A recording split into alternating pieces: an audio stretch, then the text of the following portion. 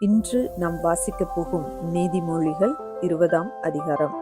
திராட்சரசம் பரியாசம் செய்யும், மதுபானம் அமளி பண்ணும், அதனால் மயங்குகிற ஒருவனும் ஞானவான் அல்ல.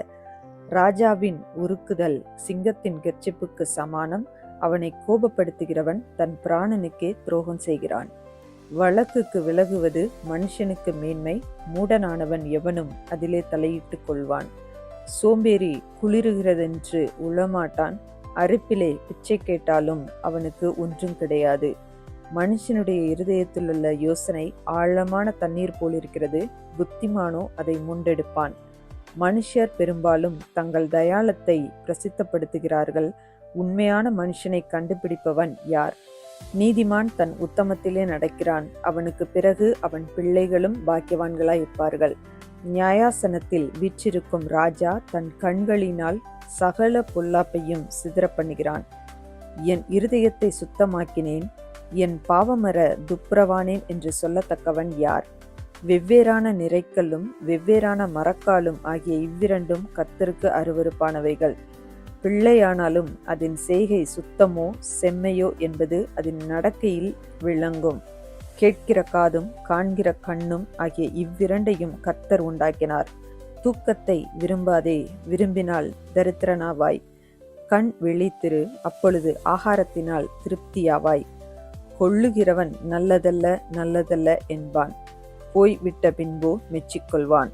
பொன்னும் மிகுதியான முத்துக்களும் உண்டு, அறிவுள்ள உதடுகளோ விலை உயர்ந்த இரத்தினம்.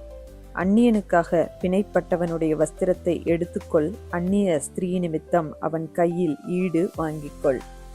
வஞ்சனையினால் வந்த போஜனம் மனுஷனுக்கு இன்பமாயிருக்கும், பின்போ அவனுடைய வாய் பருக்கை கற்களால் நிரப்பப்படும்.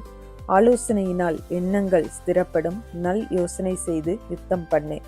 தூற்றிக்கொண்டு திரிகிறவன் இரகசியங்களை வெளிப்படுத்துகிறான், ஆதலால் தன் உதடுகளினால் அலப்புகிறவனோடே கலவாதே. தன் தகப்பனையும் தன் தாயையும் தூஷிக்கிறவனுடைய தீபம் கார் இருளில் அணைந்து போம். ஆரம்பத்திலே துரிதமாய் கிடைத்த சுதந்திரம் முடிவிலே ஆசீர்வாதம் பெறாது. தீமைக்கு சரி கட்டுவேன் என்று சொல்லாதே, கர்த்தருக்கு காத்திரு, அவர் உன்னை ரட்சிப்பார். வெவ்வேறான நிறைக்கற்கள் கர்த்தருக்கு அருவருப்பானவைகள், கள்ளத்தராசு நல்லதல்ல. கர்த்தராலே மனுஷருடைய நடைகள் வாய்க்கும், ஆகையால் மனுஷன் தன் வழியை அறிந்து கொள்வதெப்படி?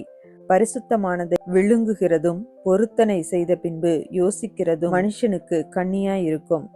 ஞானமுள்ள ராஜா துன்மார்க்கரை சிதறடித்து அவர்கள் மேல் உருளையை உருட்டுவான். மனுஷனுடைய ஆவி கர்த்தர் தந்த தீபமாயிருக்கிறது, அது உள்ளத்தில் உள்ளவைகளையெல்லாம் ஆராய்ந்து பார்க்கும். தயையும் சத்தியமும் ராஜாவை காக்கும், தயையினாலே தன் சிங்காசனத்தை நிற்க பண்ணுவான். வாலிபரின் அலங்காரம் அவர்கள் பராக்கிரமம், முதிர் வயதானவர்களின் மகிமை அவர்கள் நரை. காயத்தின் தழும்புகளும் உள்ளத்தில் உரைக்கும் அடிகளும் பொல்லாதவனை அழுக்கரை துடைக்கும். இந்த வீடியோ உங்களுக்கு பிடித்திருந்தால் லைக் பண்ணுங்க, உங்க ஃப்ரெண்ட்ஸுக்கு ஷேர் பண்ணுங்க. இன்னும் நம்ம சேனலை சப்ஸ்கிரைப் பண்ணலைன்னா மறக்காம சப்ஸ்கிரைப் பண்ணுங்க. சைடில் இருக்கிற பெல் ஐக்கானை ப்ரெஸ் பண்ணுங்க. மீண்டும் சந்திப்போம். நன்றி.